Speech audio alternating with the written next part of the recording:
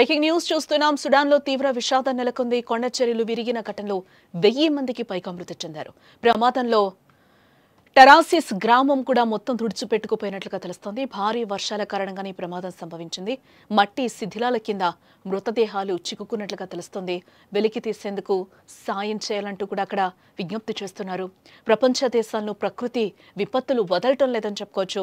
2 రోజుల క్రితమే భూకంప తాకిడికి ఆఫ్ఘనిస్తాన్ కకావికలమైంది. భూకంప నేపథ్యంలో సుమారు 800 మందికి పైగా మరణించారని తెలుస్తోంది. వేల మంది గాయపడ్డారు. వందలాది భవనాలు నేలమట్టమయ్యాయి.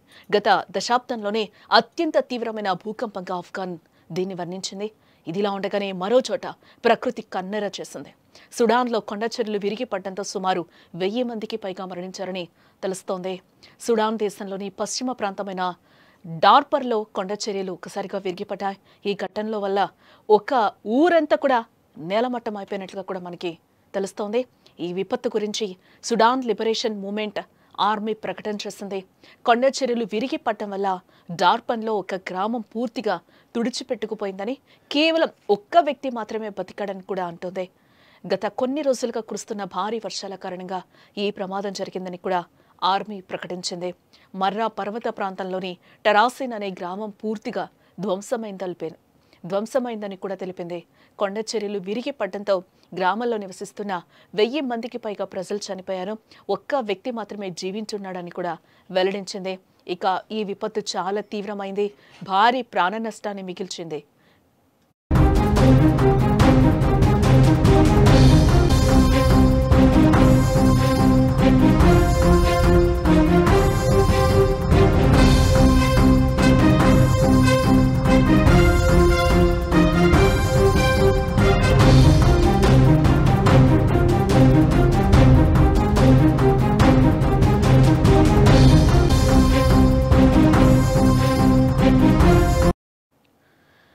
కొండచర్యలు విరిగిపడడం వల్ల సిట్రస్ పండ్ల ఉత్పత్తికి కూడా పేరుగాంచిన ప్రాంతం పూర్తిగా నాశనమైనట్లుగా కూడా చెప్తున్నారు.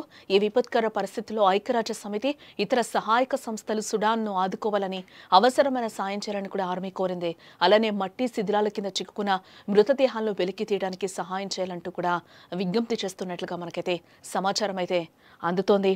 ఆఫ్రికా దేశంలోని సుడాన్లో ప్రకృతి విలయ తాండవం చేసిందని చెప్పుకోవచ్చు.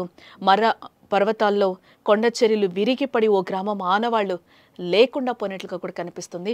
అక్కడ వాళ్ళందరూ నుంచున్న ప్లేస్ మనం చూడొచ్చు. అదంతా కూడా ఒక ఊరు. బట్ ఈరోజు ఆ ఊరు మొత్తం కూడా కొండచర్యలు విరిగిపడడంతో ఒక్కసారిగా కూడా తుడుచుకు పెట్టుకుపోయిన ఆనవాళ్ళు అయితే అక్కడ మనకి క్లియర్గా కనిపిస్తూ ఉన్నాయి.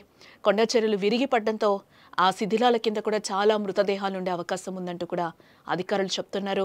అక్కడ సహాయక చర్యలు కూడా చాలా ఆటంకం కలుగుతుంది. సహాయక చర్యలు చెయ్యండి అంటూ కూడా అక్కడ ఉన్న వారందరూ కూడా అభ్యర్థిస్తున్నారు.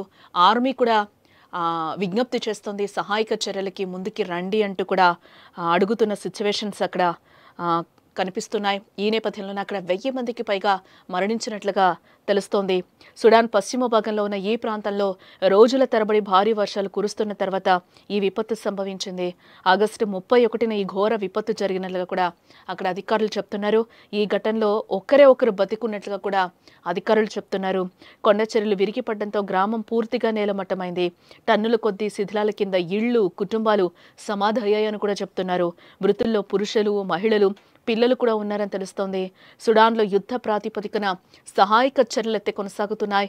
మృతదేహాలను వెలికి తీయడం కోసం ఇటు ఐక్యరాజ్య సమితి, అంతర్జాతీయ మానవ సంస్థలకు విజ్ఞప్తి చేసింది అక్కడ ప్రభుత్వం. ఓవైపు సుడాన్లో ఇప్పటికే తీవ్ర మానవతా సంక్షోభం నెలకొన్న క్రమంలో మరోవైపు ఈ విషాదం చోటు చేసుకుందని చెప్పుకోవచ్చు. సుడాన్ సాయుధ దళాలు, paramilitary rapid support forces RSF మధ్య జరుగుతున్న అంతర్యుద్ధంలో చాలా మంది బాధితులు మర్రా పర్వతాల్లో ఆశ్రయం పొందారు. 2 ఏళ్లుగా సాగుతున్న అంతర్యుద్ధం లక్షలాది మందిని నిరాశ్రులను చేసిందని చెప్పుకోవచ్చు. జనాభాలో సగం మందికి పైగా ఆకలి, వైద్యం అందక ఇబ్బందులు ఎదుర్కొంటున్నట్లుగా కూడా మనకి సమాచారం అందుతోంది.